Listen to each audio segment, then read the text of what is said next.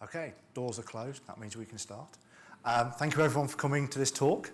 My name's Grant Bailey. I'm a channel security engineer from Tenable. Does anyone in the room know Tenable? Does anyone know Nessus? You see always more people put their hands up. So we always find when we come to events, people say, oh, hey, Tenable, what is it you do? And then we say, oh, have you heard of Nessus? And it's like, yes, I've been using it for 15 years. So Tenable are a vulnerability management company. We have several products. People know us famously for Nessus. It's the #1 pen test tool in the world, used heavily by 2 million plus security consultants globally. So we've got quite a recognized product that probably outweighs the brand of Tenable. So it's not unusual for people to not always know who we are, but they know us for our product. So today we're going to talk about a couple of things. What we do as a company, we refer to as cyber exposure. So we get defined as the cyber exposure company. But I'm also going to talk to you about something called predictive prioritization, which is something we've actually put in our products earlier this year. And that allows us to start to make better business decisions on the information about your vulnerabilities. Largely because a lot of people rely on things like CVSS today, but there isn't anything else. But CVSS has never and is not used to actually enable you to make business decisions about what you do about the vulnerabilities you have in your environment. So we look at trying to help make sense of that and enable you to make better business decisions with the information you have. One of the challenges for that, one of the reasons Nessus is very successful, is trying to make sensible decisions off the back of a very long CSV file as the output of what vulnerabilities you have on what assets in your environment just isn't a practical way of trying to approach things, trying to make sense of what's more important to deal with first and so on. So what we try and look at is what we refer to as cyber exposure. Cyber exposure is working out that delta between traditional tools for looking after your traditional environments and more modern asset types. So things you have that look after assets well in your own data center, your own desktop estates, are they fit for purpose when you're trying to manage more modern asset types like container environments, web applications, maybe industrial or operational technologies and that sort of thing? And how do you get all of that information in context into one place so you can start making decisions on where you need to focus effort? So what we look at initially is all of those new more modern asset types start to have a big impact on your overall attack surface. That's always a key thing when you start to look at anything from a security context. Where potentially am I exposed? And what do I need to do to kind of address that and bring that back into what we hopefully have as a state of normalcy within the environment?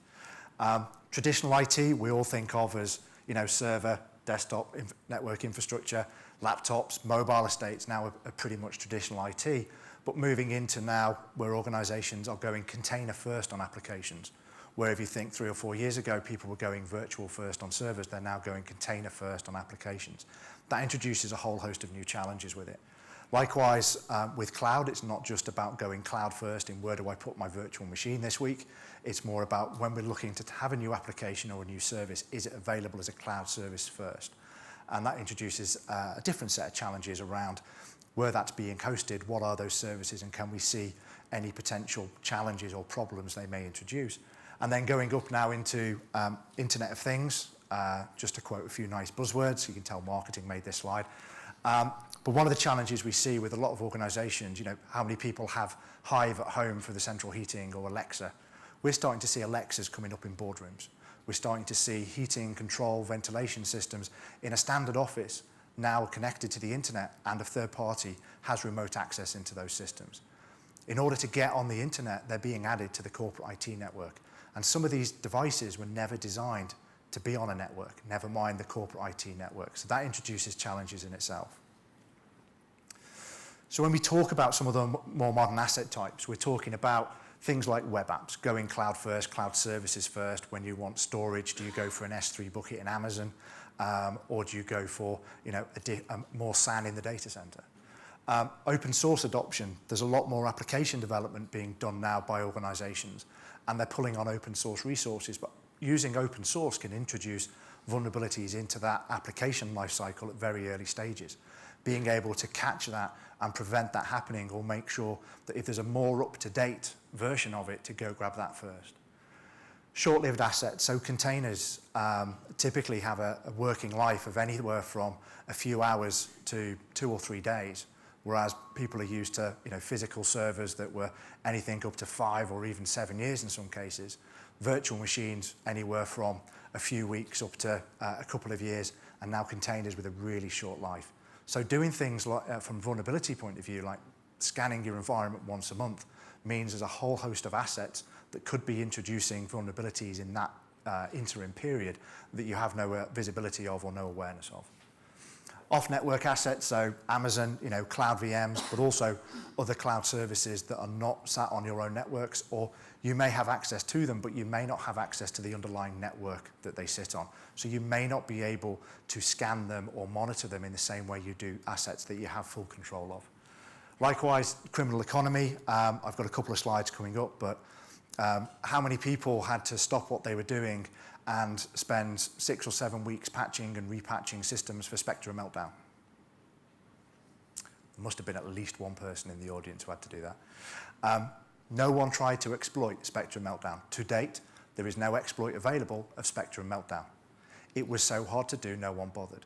Actually, the real reason no one bothered is companies are so bad at this that there's a lot of other easy-to-tackle vulnerabilities in someone's environment that can be exploited before going for something that's as hard as Spectre Meltdown. So that's the reality of why no one tried to do it. Practices that bypass security. So DevOps teams now who have their own environment, they push stuff into production container environments, doesn't go through IT.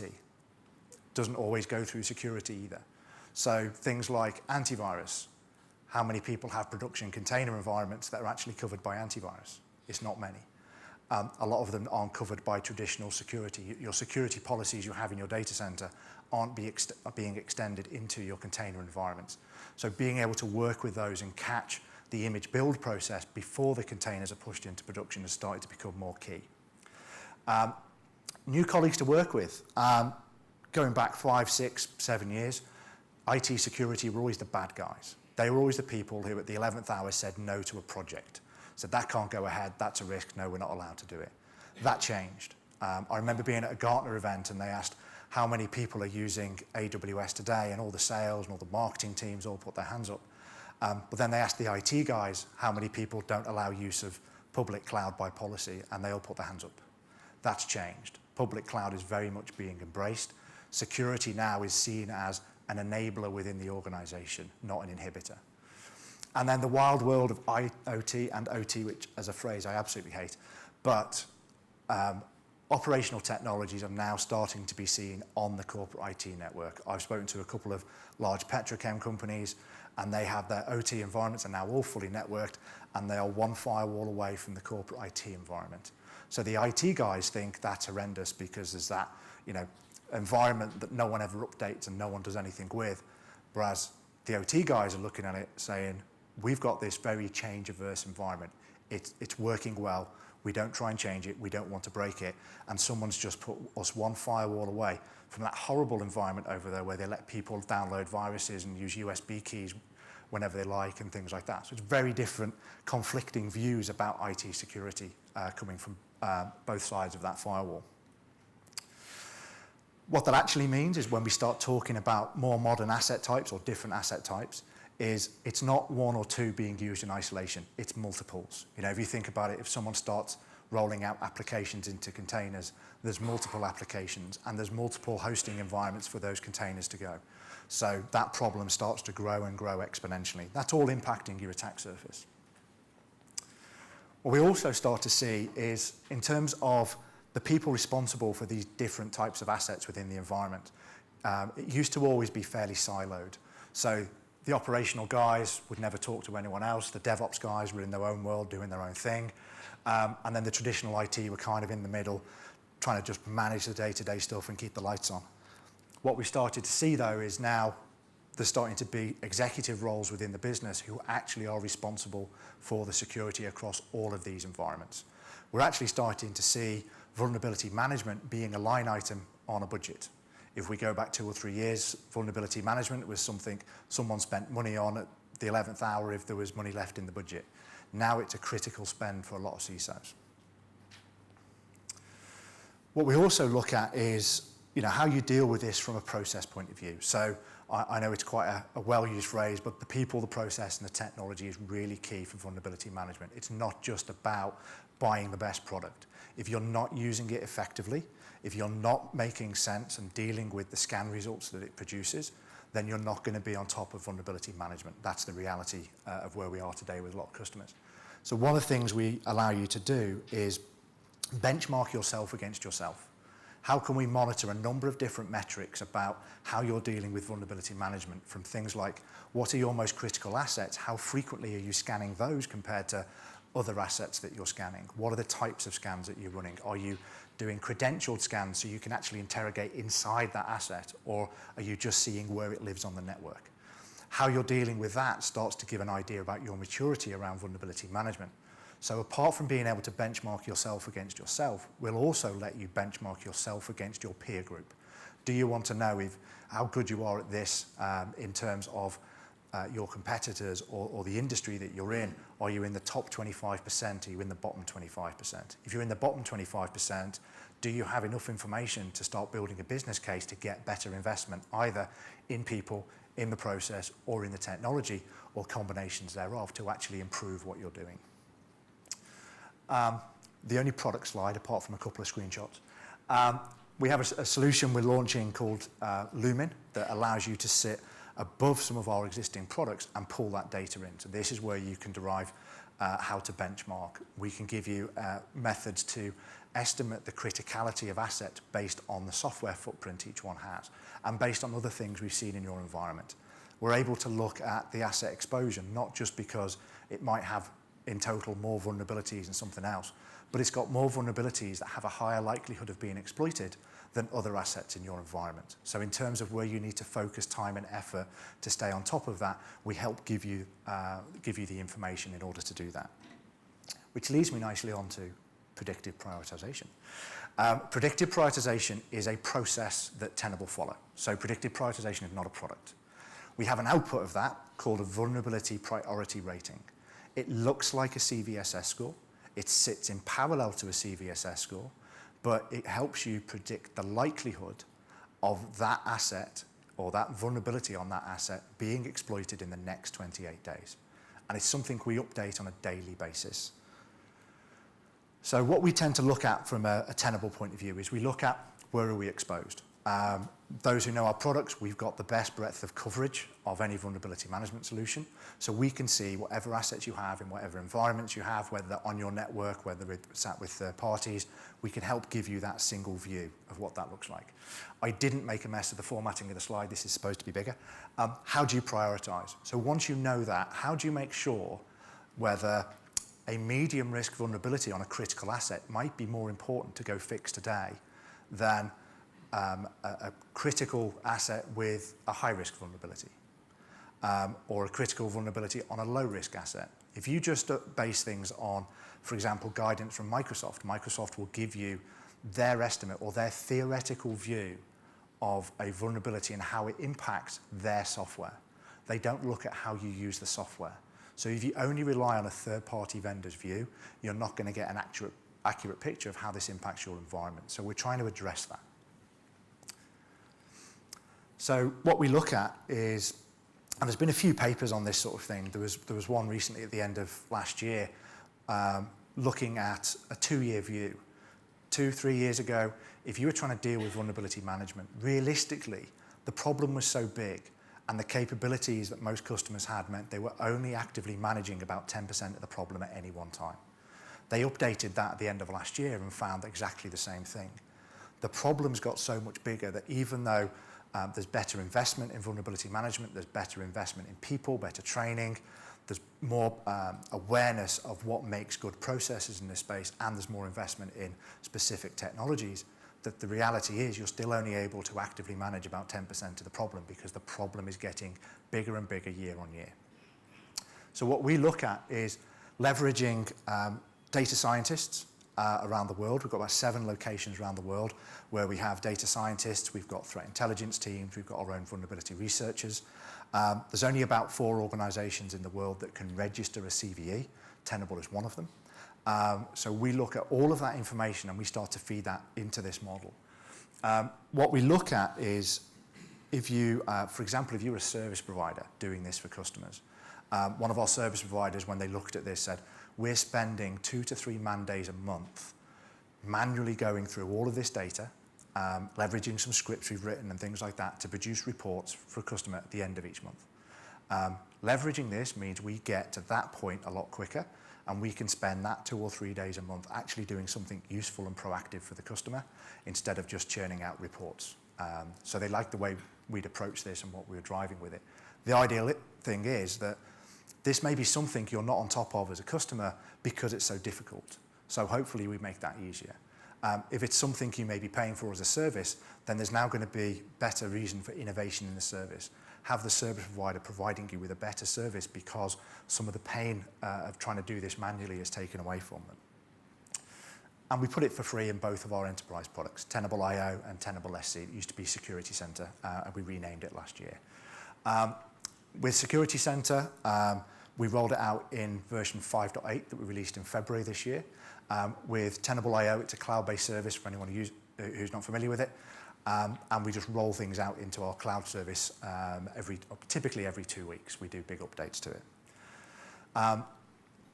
So what we typically recommend is, if you think that it could be a problem that you're only able to look at about 10% of, we think we can give you, somewhere around the 3 to 5% of that is the stuff that's most important. So if you're trying to work out what's the stuff I need to focus on this week, what can I leave to next week? Because the problem is it's so big that you can't fix everything all in one go. You can't roll out patches to every asset in your environment overnight. You have to follow change process, and this all takes time to do. So we look at over 150 different feeds into the model. So we take a number of data points from CVSS. We have the data feeds from our own threat intelligence teams, our own scientists. We also bring third-party data in from some of the threat intelligence firms as well.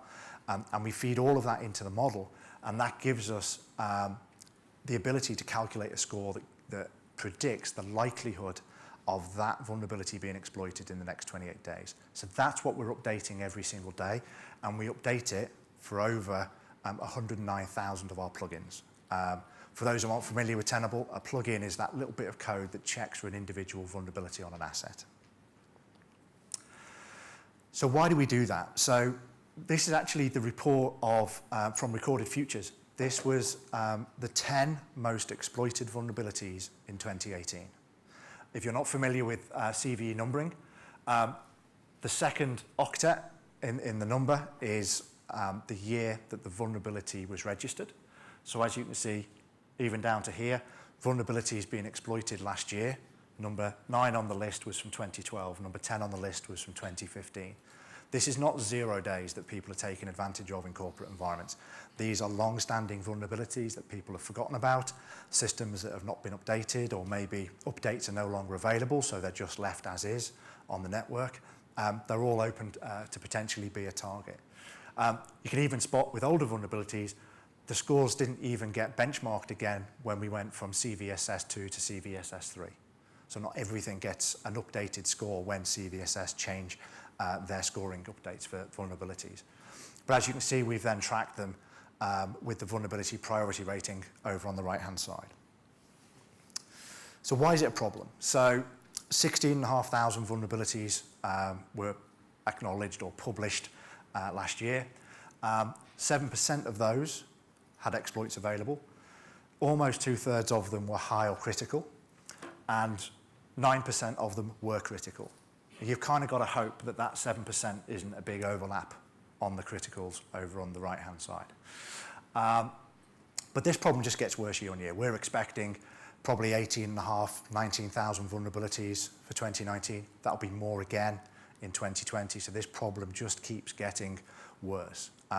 It's not because software is getting written worse, it's because the ability to find vulnerabilities, the ability to get them registered, and the install base for software is starting to increase massively. People are using a lot more apps now than they were 5 years ago in the corporate environment, and even in personal use. How many people now have a lot more apps on their smartphone than they did 3 or 4 years ago, for example? So what we try and look at with the model is focus on the research insight. So what is it our data scientists do? What they're trying to work out is the difference between the theoretical risk, which is largely what a CVSS score is today, and the real risk. What actually is going to happen with this? Can it be exploited? How easily can it be exploited? For those who aren't familiar with exploits, an exploit is a piece of software. It goes through different stages of maturity. Some of it comes out, some of it's badly written, some of it doesn't get widely adopted. Other exploits are well written. The code is mature. The people who are using it take more interest in it, and it starts to become more of a risk out there in the real world. We also tie that in with threat intelligence. Who are those threat actors who are taking an interest in those downloads, monitoring the dark web to see where the exploits are being used, who the people are, what the level of interest in it is, there chatter about it in the communities, in the forums, and in social media around what it is and where it can impact. And then from there we go with a score. We're able to assign a score to that allows us to compare that to the CVSS. And we estimate about 97% reduction in the things you have to focus on. It's different for every customer, but on average we see a very significant level of focus. If you put that the other way, what are the things you need to fix this week? If you've got to put a change control in this afternoon, what do you want to focus on? It's not everything. How do we break this down into bite-sized chunks that we can deal with? That's your 3%. There's a lot of things in the model, so 150 different feeds into the model. Actually, I got told at an event I was at last week that it's now over 170. We're constantly evolving that model and adding data into it. But we look at things like past threat pattern. Have we seen something like this before? Where did it impact? We look at CVSS. So we don't believe CVSS is the best thing to make business decisions off the back of, but it's still a very valuable part of our model. What the vendors see as the potential risk around vulnerabilities in their own software is still very important information. National Vulnerability Database, probably should be called the global one by now because it's national in the US, but everyone around the world uses it. Past hostility, how aggressively have we seen this vulnerability exploited previously? How aggressively have we seen similar vulnerabilities exploited? What's the vulnerable software? If it's a third-party app that only has 2 customers in the world, that's probably not as critical as if it's an Oracle vulnerability, Adobe or Microsoft, for example. The exploit code itself, how mature is it? Is it going to be effective in an environment? How good is it at getting data out of an environment when someone runs that exploit? And the threat source. We understand the people who are developing exploits. People who are generally developing very mature exploit code. The next exploit they release is probably going to be very well written and very easy to execute. So just to give you a bit of a breakdown on some of that. So we have, from an MVD, we cover a lot of metrics, including CVSS version 3 data. The one we don't include is temporal score.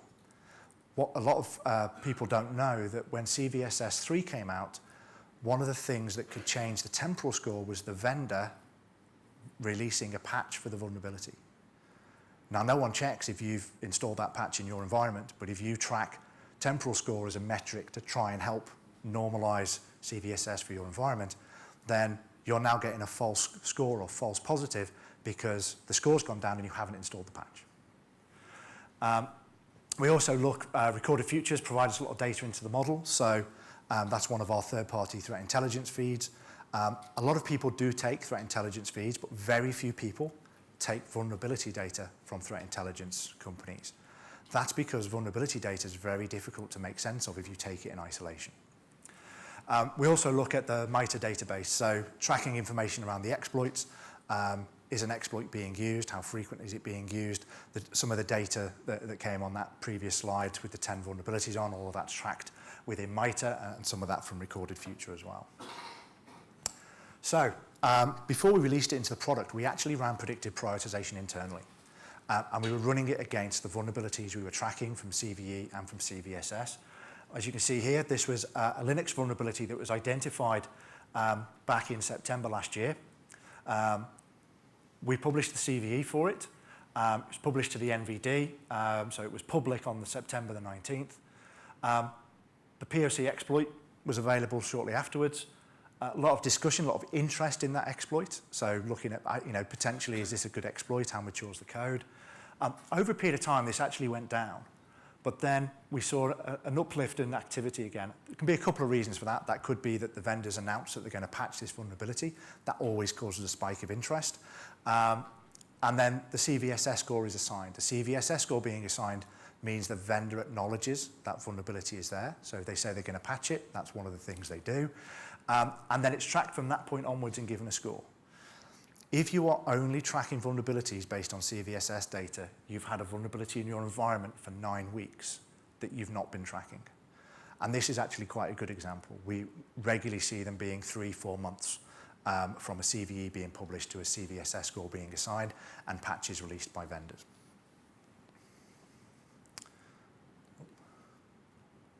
What's that done there? Sorry. Better. So just to show you what this looks like in the product, this is the last couple of slides, so you can rush to lunch very quickly. So this gives us a matrix of the VPR compared to the CVSS. So if you're just looking at CVSS, you'd be looking at the sum total of this bottom row. So what we're going to do is give you some indicators of the things you may need to focus on first. In this case, we're looking at 1,248 critical vulnerabilities. I don't know about you, but if I had 1,248 critical vulnerabilities, I don't think I'd fix them in one go. So we'll help you find that 94. These are things to go focus on first. That doesn't mean you don't attempt the others if you've got the bandwidth and the ability to do it. By all means do. But we give you that starting point. What's the most important set of vulnerabilities to go and address first in your environment? We also have it screenshot from our Tenable IO product. You can see we don't do away with CVSS in any of our products. We still have it, but we give you VPR to compare to alongside. Anyone who's Cyber Essentials Plus or PCI compliant, you have to deal with critical vulnerabilities within a certain number of days. This will still help because you may not be able to deal with all of those critical vulnerabilities in one go. So what do you do this week? What can you do next week? And how do you break that down into manageable chunks to try and hit that target for dealing with them? So that was it. Hopefully I didn't go too far over. So we've got a stand down in the exhibitor area. We're here today with one of our platinum partners, Sapphire. So you'll find us in the corner of the room. I think we finished before the other room, so go and wade in on lunch before they get released. Thank you very much.